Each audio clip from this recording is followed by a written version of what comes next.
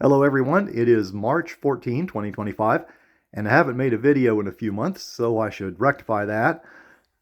Here are my seedlings that I kept indoors over the winter. They were too small to do any cold experiments with. These two trees on the right are G1s. I got those seeds from Oliver Moore last autumn, and just documenting that I kept them alive through the winter by my windowsill, and I'll repot them later. I also have some Leela seedlings here from the seeds that came from the fruit I harvested.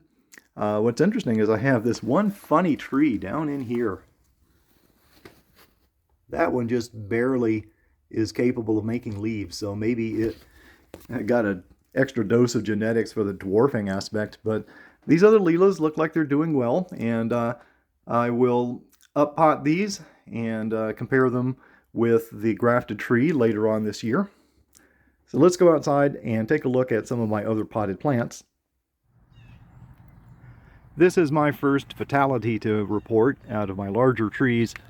This is my Fuerte, and it took some damage late last autumn, and I thought it would grow back, and it did attempt to grow back, but I left it outside just a little too long, and the fresh growth also died, and it doesn't look like it's willing to make another flush. But I will continue to water this pot just in case. Sometimes a tree can look very dead and it still manages to sprout again. Essentially, my view is that Fuerte is the type of tree that doesn't just take damage and then shuffle along. It seems like once it gets frosted, it's as if the life force of the tree just starts to collapse down through the rest of the winter. And you have to wait until that spring flush to revive it. And beside it, I have the other tree that I made a video about earlier that also was frosted with the Fuerte. But this is a seedling, and like the Fuerte, it did get refrosted. I lost some of the new growth, but now it's attempting to grow again, so the seedling vigor seems to help. And who knows, maybe just out of grocery store seeds, I did find something that's a little more tolerant to frost than a Fuerte is. Here's another grocery store plant, but I kept this one inside most of the winter. There was a little bit of frost damage earlier before I took it inside, but essentially it's healthy. This is my poncho tree. Same story, a little bit of frost damage back around December, and then I kept it in the house, but it's flowering and looks pretty healthy.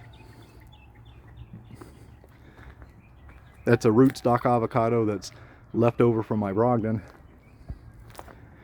Here's my Stewart, and I have kind of the same assessment of Stewart as I do of Fuerte.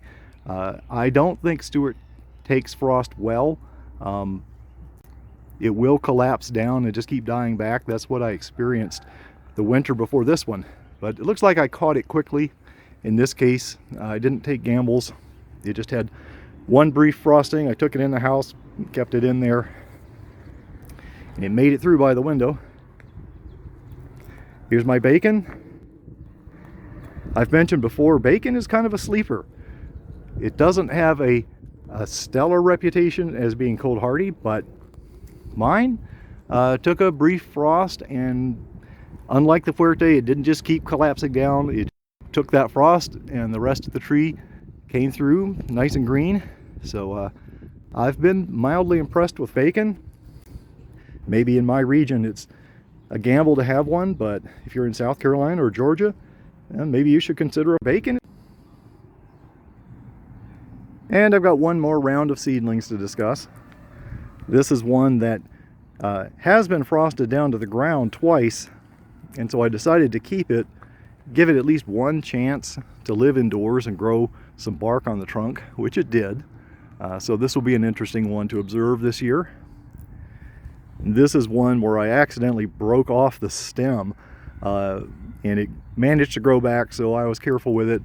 I've just been hanging on to it because I find the leaves interesting, the way they curl around. I'm curious to see what this turns into. Here is the mystery seedling I got from Oliver Moore, so I still have it. Doesn't have any real bark forming on it yet, so this is still a small tree. And this is just another seedling. The main reason I kept this one was the seed itself was very resilient. I had a bag of seeds that I forgot about, and this one seed was forming a root anyway. And I thought, well, I'll give that one a chance. And finally, here's another seedling. There's not any real special story to this aside from it was my longest lived tree. You can see down at the bottom all the old stems. So this tree dates back to 2021. So it definitely tries to regrow, and I'm going to give it a chance to make it through another summer and form more bark, and find out how resilient it can be during future winters. So that's the story of my trees right now, and I'll continue making videos. Maybe I won't take as long a break to the next one.